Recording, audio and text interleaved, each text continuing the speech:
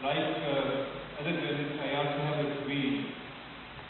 I wanted to do investigation of the taxes. Unfortunately, I prepared the presentation and my computer confronted some problem in the morning and I couldn't bring it, so I have to work late then. That was about the taxes. The issue of taxes is something very close to my heart because Pakistan is a country where less than 1% people pay the taxes. I mean the direct taxes. Otherwise, we have indirect taxes in world. I would rather say that the taxes levied on petroleum products, Pakistanis are the number one that category who pay the most taxes. But when I'm talking about the taxes, that is about the elite class who thrive on the taxpayer money, but they evade the taxes, they don't want to pay the taxes.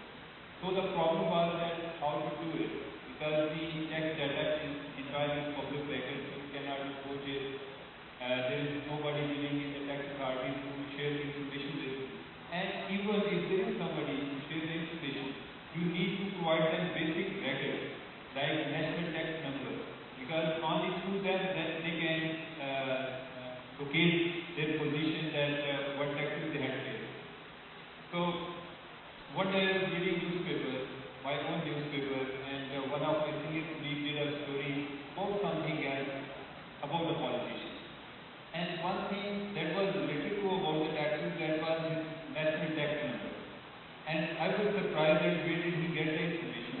And I found out that he obtained it from the election office.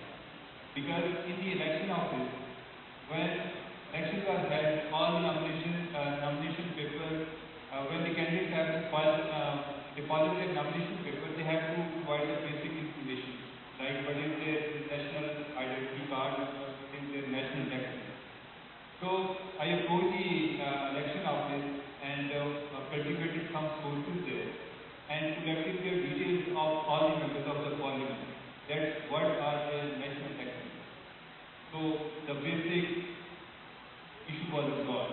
Now the biggest issue was to come, and it was how to find somebody in the tax authorities to obtain their data, because I understand that the tax data was computerized and who will try to touch it, he will leave a print behind, and in case some investigation is started, he will be arrested or he will be at least, they will get to know that who did it, who provided the information. And especially when that was about the parliamentary to the members of the parliament. Anyway, it took me another year, and I found out such two people who were like-minded, who knew me earlier, who knew the intention, and who realized that why it is so important to disclose this information. Because the whistleblower, unless he has some reason to do it, they won't do it. And when there is a good intention, that gives them a courage. And a day came when I managed to collect the tax information of all the members of the parliament. And we had 446 members of the federal lawmakers, 446. And we found out that 70% of them, they didn't file the tax return. And of the remaining 30% who filed the tax return, their tax amount was not in match with their living style. They live in big houses, they ride on luxury vehicles, they wear expensive dresses and watches, but they don't pay the tax. And I also found out that even of the Prime Minister, he was registered for national tax number 2 years after becoming the Prime Minister. So the findings were quite amazing, very shocking, and when the report came out, it was just, it was really shocking. It was a kind of bombshell thrown on the parliament. The whole parliament turned against me, and they started discrediting my report, and whoever objected that the information about him is wrong, I would contest him again and again. And finally, the next election came, and our efforts were rewarded. the election office, the election commission, they amended the rules, and they made it sure that all the members have to provide the tax information of the last 3 years in their nomination paper. And they were further verified from the tax authority. So if somebody now wants to do some investigation about their taxes, it's a public record. So what's the lesson? When we say that how to investigate the corruption, we have been taught about different textbook approaches. I also did my master's in journalism. I also attended different workshops. And sometimes there are not textbook approaches, actually depends where do you live. You know, every circumstances have their own solution. So I belong to Pakistan. We don't have any robust information laws, and the journalists also feel under threat. So we have our own mechanism how to do it. So my suggestion is what I've been doing, the profiling of the sources, the people you meet, you should try to understand that what kind of people they are. For instance, if there is a person who is giving the information but he is source of more than one journalist, I try to avoid this. First. Second, when I joined the journalism, I went to see one of my senior colleagues and he offered me a cup of tea and I refused. But he brought a tea for me and he said that this is first lesson for you, that when you go to see somebody for the first time, you don't have any common point to discuss. So this is something that keeps you engaged for the next 10 to 15 minutes. So never refuse it when you go to see somebody for the first time. It makes you, familiar with each other and you try to understand each other, and sometimes you discover sources in the official going to see. Anton is looking at me. I think I'm running short of time, so thank you.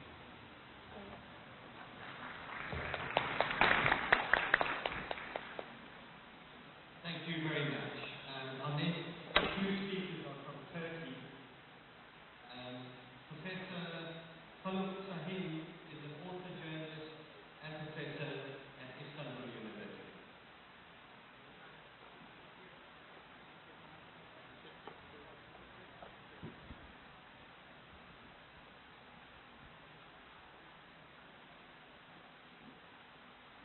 Okay, can you hear me? All right. Is there anybody from Turkey here? No. Okay. I just want to find out how much you know about Nedim Şener, who's sitting on my right, who was IPYS World Press Freedom Hero 3 years ago, PEN World Freedom of Expression Hero 2 years ago, and this year he was elected Committee to Protect Journalists Press Freedom Hero. So he's a triple awarded, triple decorated hero on my right. And to provide some kind of a context in which his journalistic work made him a hero, I would like to give you some background on the Turkish media, where we are, what's happening there.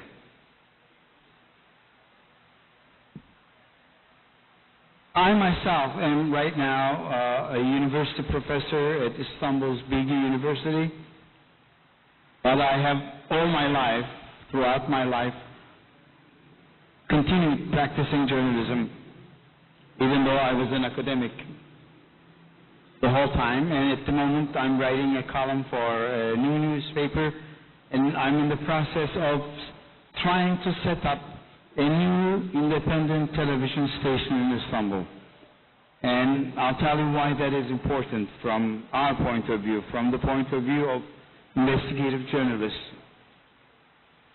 I was the editor of Turkey's leading television, investigative television program called Arena, which broadcast from the beginning of the 90s to the year 2000 as an investigative program, which was extremely powerful, extremely influential, and we did encounter the kinds of things that investigative reporters go through when they, poke their noses into powerful people's businesses. We did receive many threats. We did have to live with bodyguards and travel in armored cars and so on and so forth. I mean, kinds of things that you hear happening in other parts of the world. Right now, the situation in Turkey is somewhat different. We have not had an investigative reporter killed in quite a while. In fact, our most famous investigative reporter, Umar, was killed in 1991.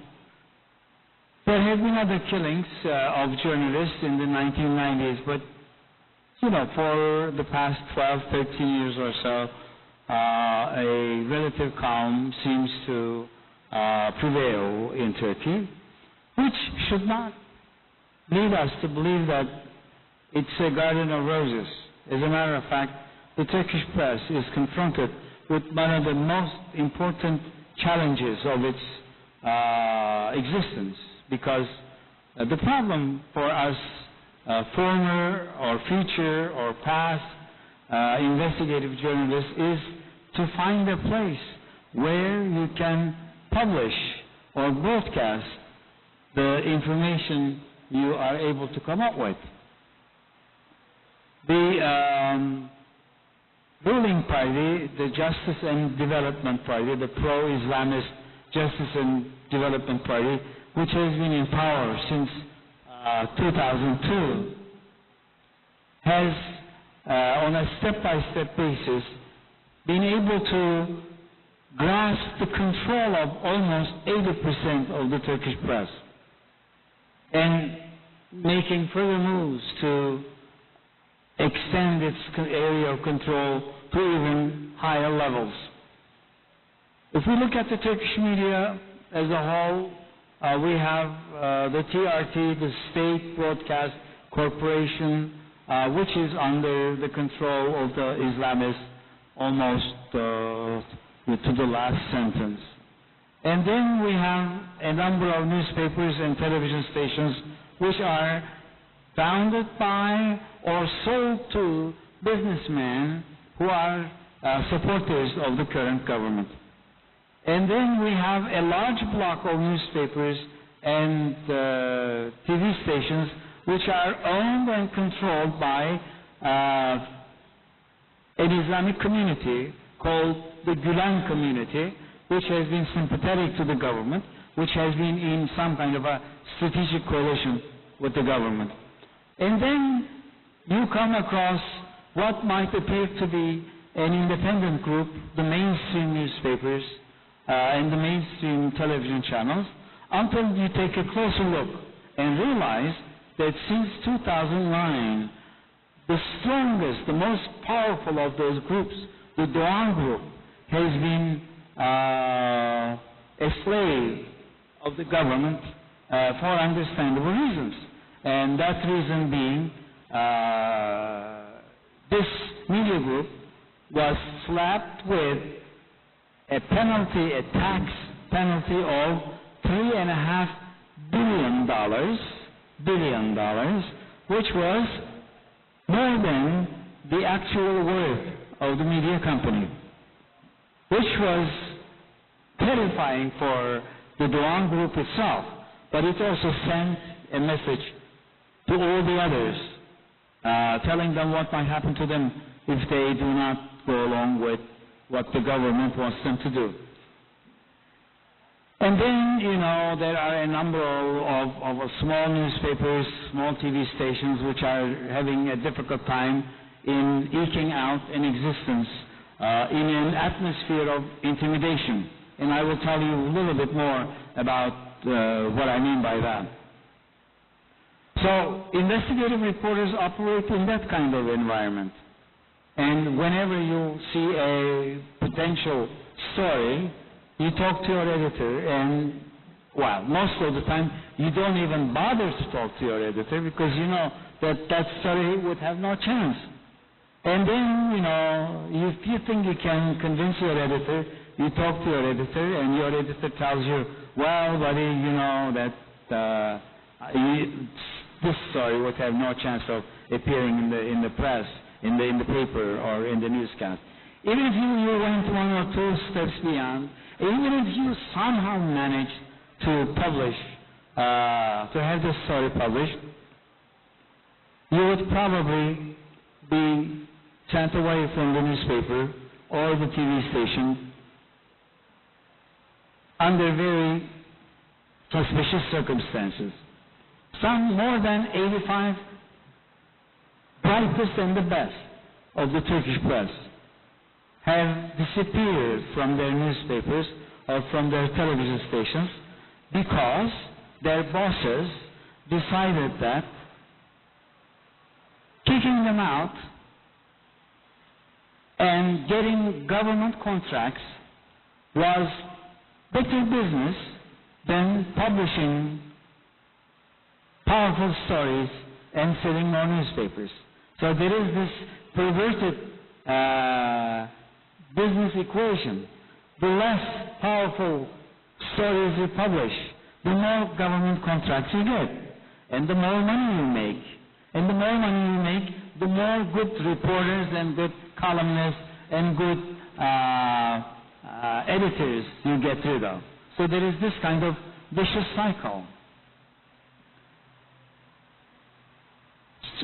The only thing to do, I have decided, a number of us have decided, I am one of the editors who was made to disappear, 3 years ago for no real reason, no business-like reason. We've decided that what we should do is to get together and publish our own newspapers, start our own TV stations. But that's not easy at all, because you have to get permits, and you have to get licenses, you have to get all kinds of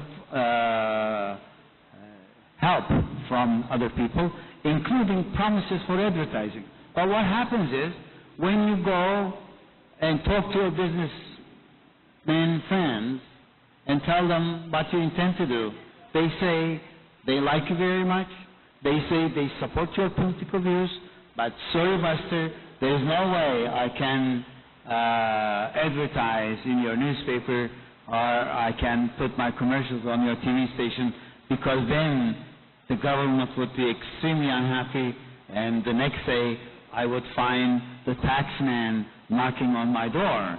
And when the taxman comes, you know that it's very easy for them to find something wrong.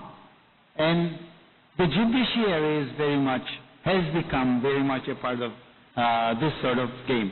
So anyway, at the moment, but we don't give up. I mean, I feel like the Sisyphus, the mythological character who tries to push the rock up the hill.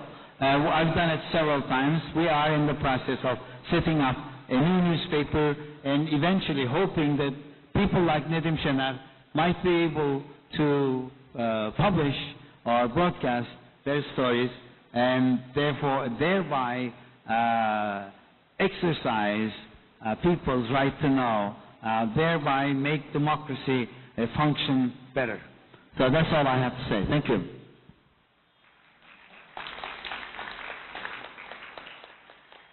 You've already had a brief introduction to our next speaker. And I will translate for Nedim.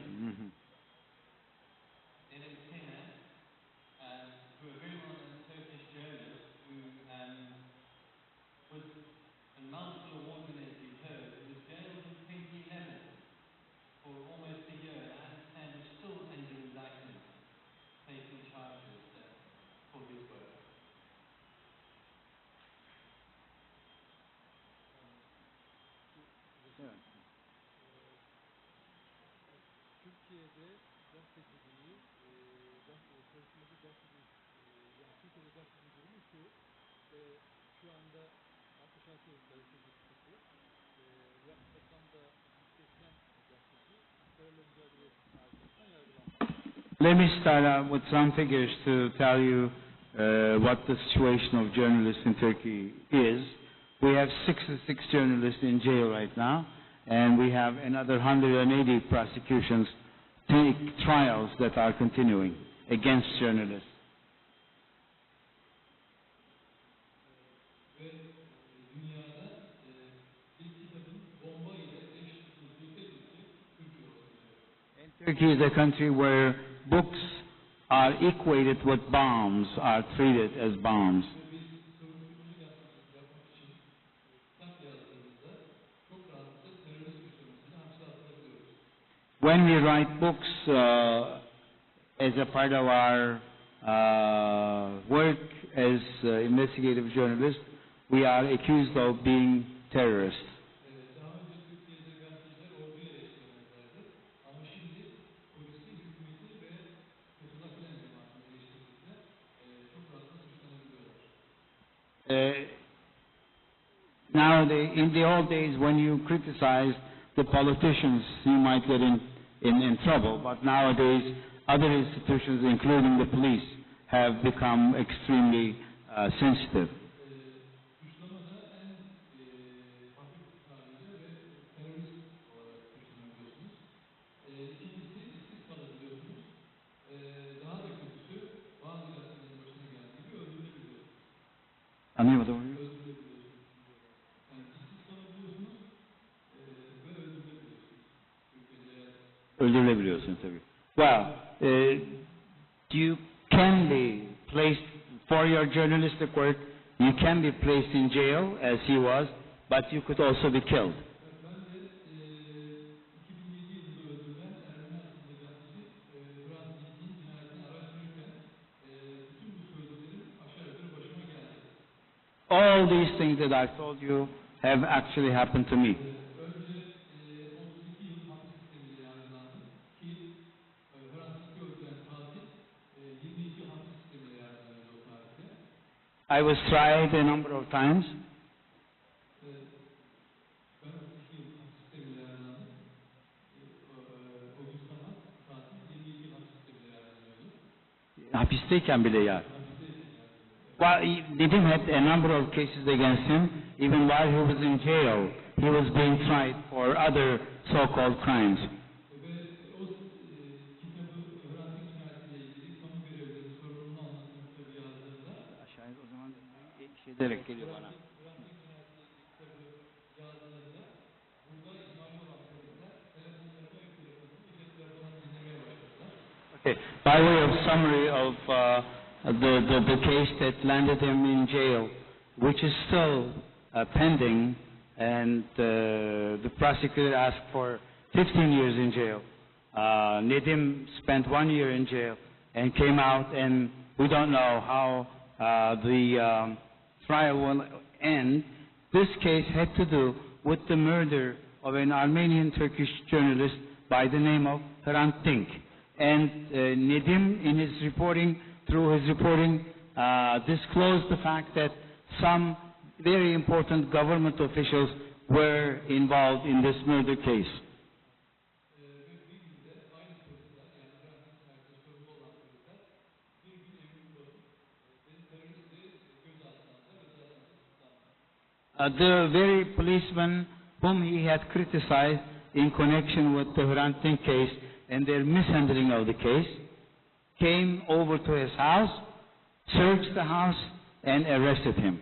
Öyle bir şey yaptılar ki Hrant Dink'i ölümüne katkısı bulunan terör örgütünde üyesi olarak yargıladılar. And he was accused of being a member of the terror organization that might have had something to do with the actual murder of Hrant Dink. In other words, they came up with this very far-fetched scheme.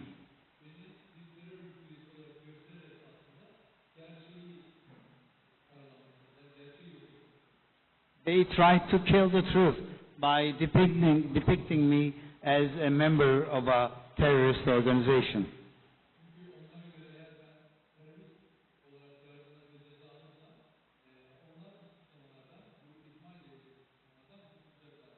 Because if I were to be convicted on those accusations, they would feel free and justified by punishing a terrorist and not a journalist.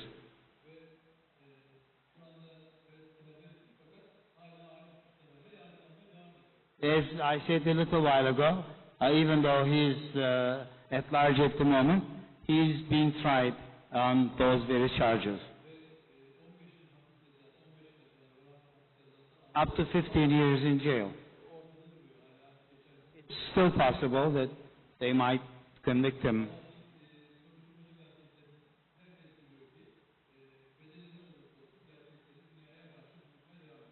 But our job as investigative reporters is to tell the truth, regardless of the consequences. Thank you very much. Let me just explain the accusation of terrorism and how the Turkish anti-terror law operates. Okay, if you take pictures of a demonstration, for instance, and if a newspaper, let's say a pro-Kurdish newspaper, publishes that photograph, and if that photograph contains someone like the leader of a terrorist organization, the court might decide that that picture is pro-terrorism propaganda, and therefore file a case, decide to prosecute the editor, the reporter, and the photographer of that particular picture. And if you are arrested because of that photograph or because of that news story, the law says you would be treated as a terrorist. Okay, even though the only thing you've done is publish a story or take a photograph. So when we make a noise, when we Turkish journalists cry foul, they say, what are you crying about? We have nothing against journalists. We're fighting against terrorists. And we say, where is the terrorist? They say, well, the photographer is a terrorist because he was working for a terrorist organization. So there is this kind of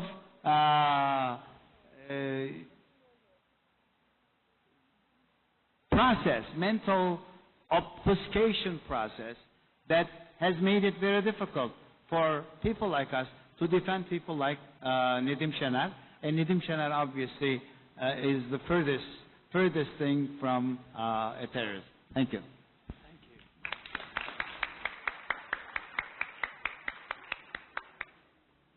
Our last speaker comes from Mexico, and I think we're all aware of what dangerous circumstances journalists work under in Mexico. Marcelo Turati is an investigative journalist, an author, a multiple award winner, author of a number of books and contributed to a number of books, including Crossfire, which is about the victims of the war on drugs. Marcelo.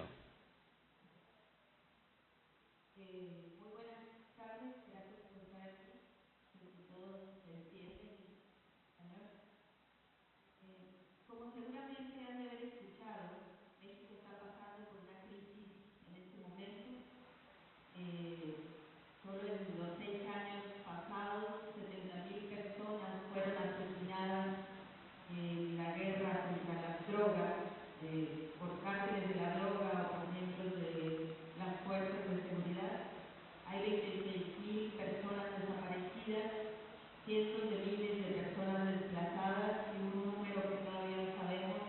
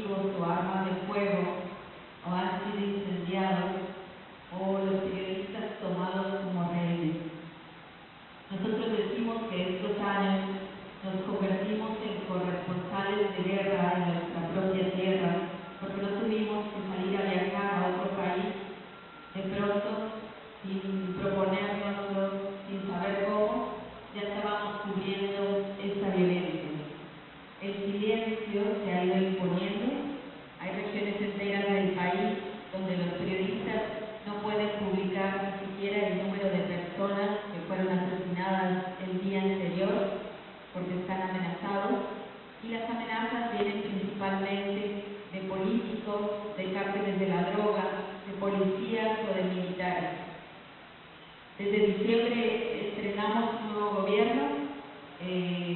Ahora ya no se habla de esa violencia, hay una estrategia para ocultarlo, pero solo desde enero para acá, 3 periodistas fueron asesinados y 2 desaparecidos. En la mayoría de los foros en los que me invitan a hablar, hablo de cómo los periodistas nos organizamos para seguir informando. Yo, junto con otras colegas, con otras reporteras, fundé una red llamada Periodistas de a pie, que nos dedicamos a ayudar a los periodistas para que se capaciten y se organicen para que puedan seguir reporteando.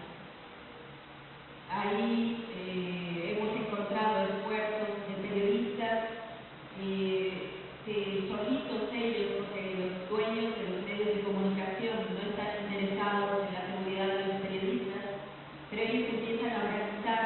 Muchas veces van juntos, periodistas que antes eran competencia, van juntos a cubrir los crímenes locales, porque ya es muy riesgoso hacer eso. Muchas veces dejan de firmar su información, no ponen quién fue el autor como medida de protección, se comparten entre todos los medios la información para publicar algo al mismo tiempo y que no se sepa quién fue el autor.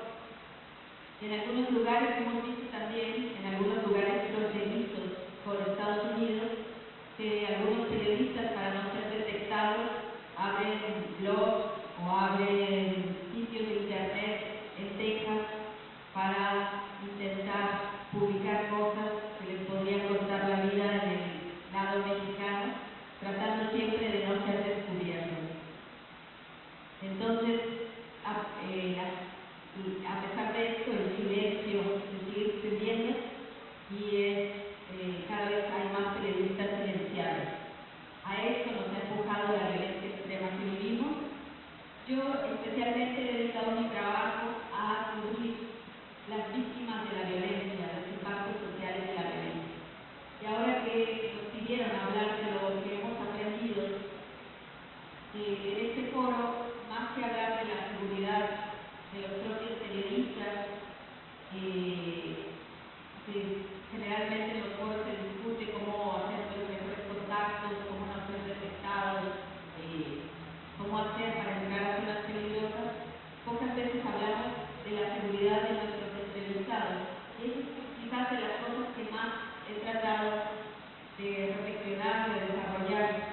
¿Cómo hacemos en estas situaciones extremas para que las personas que entrevistamos no sean puestas en riesgo, para que no los maten? Porque esto es lo que ocurre muchas veces. En lugares extremos como México, aparecer en un periódico o salir en la televisión puede costar la vida. Recuerdo el caso de una mujer que denunció que había habido un enfrentamiento entre grupos armados. El gobierno lo negaba. Ella dio una entrevista y después esta persona fue asesinada. Y como esos casos hay muchos. Muchas veces después de dar una entrevista a los periodistas, las personas tienen que salir huyendo de su casa o salir del país porque dieron alguna información y no eran conscientes de los riesgos que corrían. La primera regla que he aprendido en este trabajo es que la víctima no debe ser revictimizada, que tenemos que evitar la manera que sea posible que no la vuelvan a golpear, que no la amenacen, que no la maten por lo que nos dijeron. Para eso hay que implementar ciertas medidas. Si existen las condiciones, siempre tenemos que presentarnos como periodistas para que la gente sepa que lo que están hablando va a ser publicado. Pero si en algunas zonas nuestra vida corre riesgo, por ejemplo en lugares donde los narcotraficantes controlan, obviamente no podemos decir que somos periodistas, pero hay que tener cuidado cuando nos metemos en esos lugares. Si no nos dieron en la entrevista una información, no decir, no publicar la persona para que identifiquen la persona que lo dice. A veces tenemos que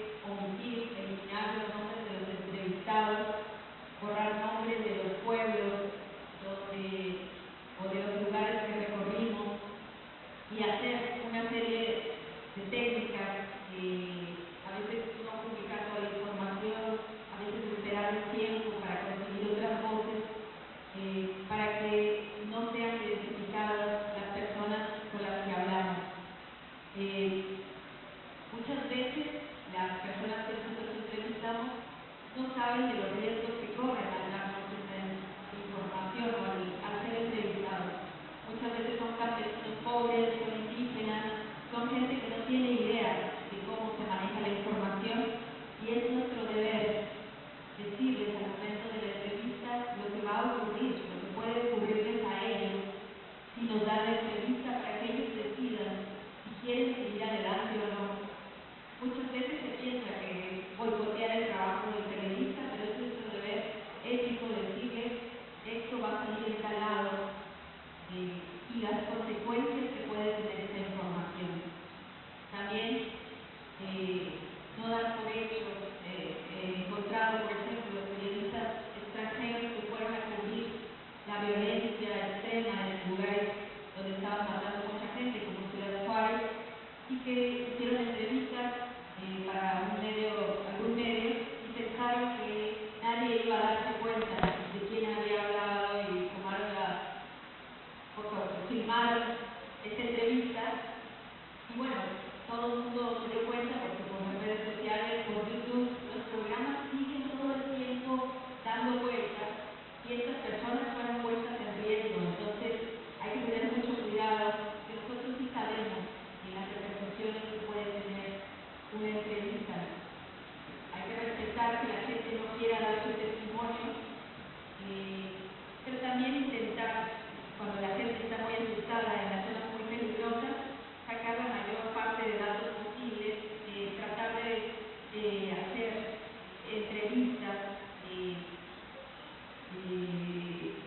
quizás sin nombres, pero que nos cuenten a qué se dedicaba la persona asesinada o cuántos años tenía, para por lo menos hacer estadísticas. A veces hay que entrar a los lugares como si fuéramos invisibles, camuflajeados, de las personas que tienen acceso a estos lugares para ver exclusivamente y no hablar. Y ya me están apurando el tiempo, así que voy a estar como varias cosas. Ayer hablamos en el panel anterior sobre las medidas que uno tiene que tomar al entrevistar a víctimas de la violencia para no volver a trasladarlos a eventos traumáticos. Y hay que tener especial cuidado de las personas que después de haber sufrido violencia extrema dan entrevistas y quieren que se publique todo lo que ellos saben, quién mató al hijo, quién es el asesino, porque muchas veces, aunque ellos insistan, pueden ser asesinados, ¿no? Entonces hay que hacernos también, no sé, platicar mucho, a ver cómo se pueden cuidar en estos momentos. Y lo último que quería decir es que tenemos que cuidar también a los periodistas locales, a los que nos dan la información, a los que hacen de sisters, que muchas veces son los que se quedan en las regiones, son los que nos abren las puertas, son los que nos hacen los contactos, pero ellos son los primeros amenazados o asesinados al momento en que sale la información. Gracias.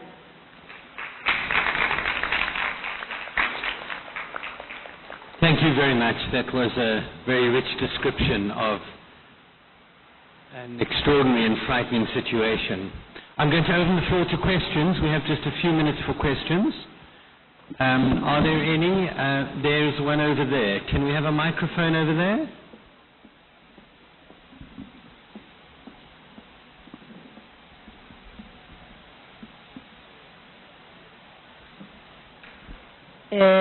Eu quero a Neni.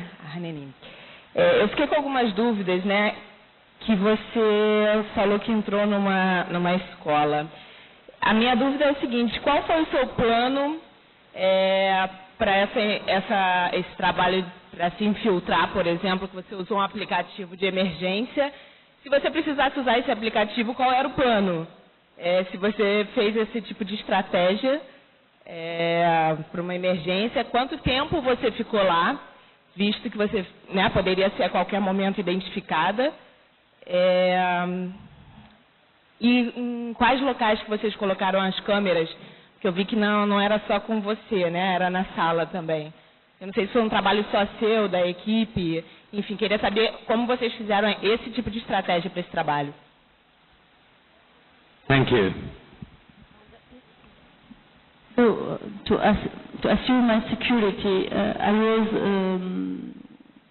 I have another person, and which was in another place, which was a friend, and we used this program that I showed before, this program that you can have it from the internet and you put it on your iPhone. And this program, you give a code to this person, and every time this person can send this code, your iPhone are going to send automatically an SMS to give the right position you are. So this helps to know where you are exactly. This is the first point. Second point, the second program, the panic button, is to use it, is another program to put it on your phone, and when there is something which is wrong or there is a danger, you put your finger on, and there is another SMS automatically that goes to the other person that says you are in danger. And then this person has to come and to do something or to call the police. So this was my plan. I didn't have to use it. Fortunately, I make my mission. I didn't had a problem, but it was something to do. I spent 2 months doing that. I make the training for 2 weeks. After that, I started to work in several kindergartens and to see what happened there. I used only a hidden camera, which was like a button that I put there. There was no another camera in the places, only my hidden camera, and my body was the camera, you know. So every time I have to be I have to think if my body is the camera. So if I have to film this person, I have to turn and I have to have it in my screen, you know. So every day when I come back to my home, I saw all the films that I got, and I try to improve the quality and my position to have better images. At the end, I have to say something. It was not so easy to do it, to go undercover in these places, because there are very fundamentalist people, you know. If they know that you are a journalist, they're going to kill you. And I published my investigation the day I came in Rio, and I don't know what is going to happen when I come back to Tunisia, you know. Thank you. Thank you. Go Hola, ahead. Marcela, buenas tardes. Yo quería saber si en México es muy regular el miedo de las familias de las áreas de riesgo con sus niños. ¿Sabe? El miedo que una madre tiene con su niño. Mi hijo vas a adentrar en esa vida de crimen. Y yo quería saber si hay algún trabajo social para retirar estos niños de esta vida, de esa futura vida de crimen. Gracias.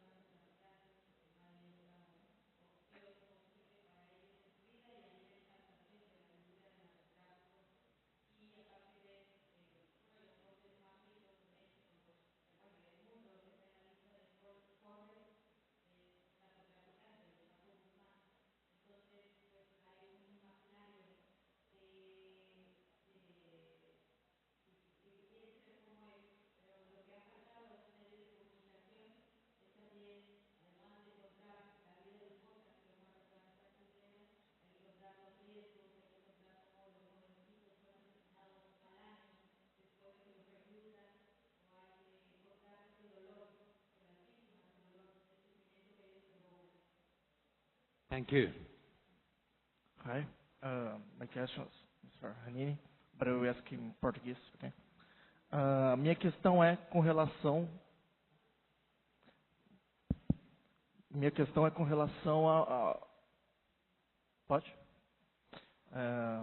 Minha questão é com relação aos efeitos da reportagem do público, e gostaria de saber quais os cuidados que você tomou para que o público não confunda que se tratava de um fundamentalismo radical islâmico e não de um método essencialmente do islamismo, para que as pessoas, né, não acabem confundindo e piorando ainda mais a imagem do Islã no Ocidente. Obrigado.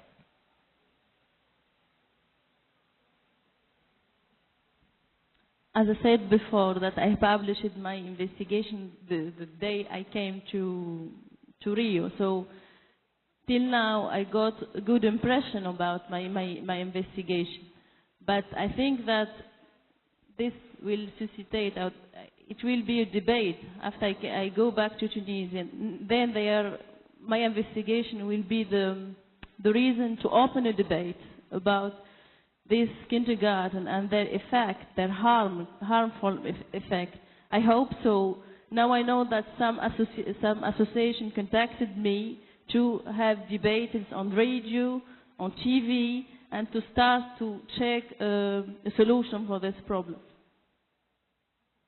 Thank you. We're running out of time. We have a question there, and we'll try and take a last one. Can you make it quick? Yes, of course. I'm Anna. I'm a journalism student. I'd like to know from more or less every single one of you, how is it that the journalistic companies defend the reporters? Do the owners of the newspaper offer some kind of protection or security? Do they put themselves against the government when the government comes to attack the reporter?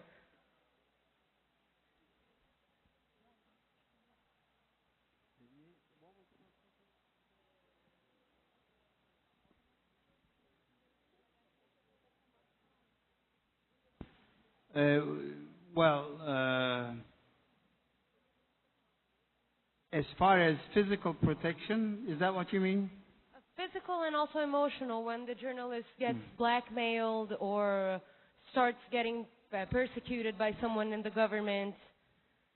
If, for instance, in Mexico, many journalists die because of pieces they make about drug dealers, etc. So I'd like to know, how is it that the owners of the newspaper protect their journalists, if they do something or if they're just sold out? Well, I guess if I understood the question correctly, are you asking about Nedim's situation, basically, or in general? In general. Sí, en español puede ser, no hay problema. Okay. Yeah.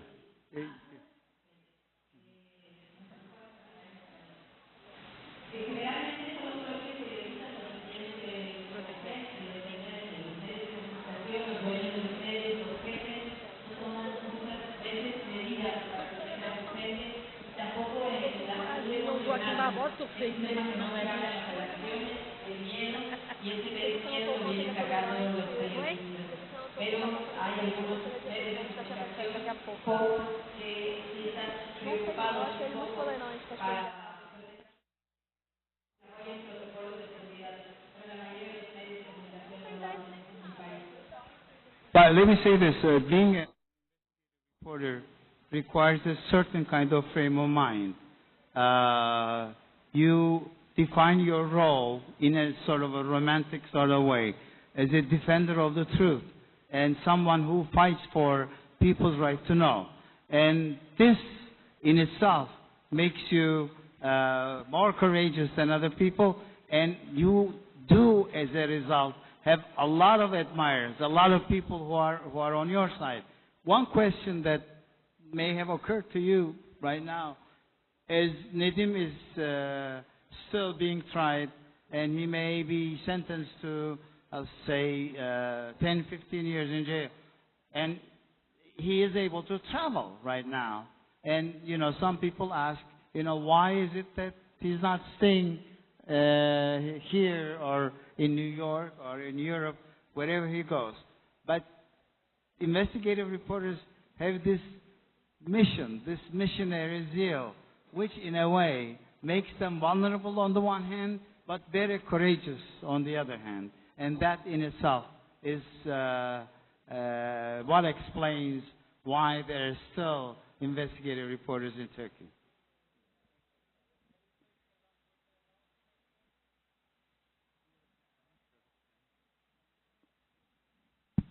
Is there a last question? No? Okay, well, we've heard from some remarkable journalists doing some extraordinary work under very difficult circumstances. And it's wonderful to hear those stories and to understand those situations. And hopefully you leave knowing that you have the support of investigative journalists, this community of investigative journalists around the world, in your work and in your courage and your bravery. Well done. Thank you.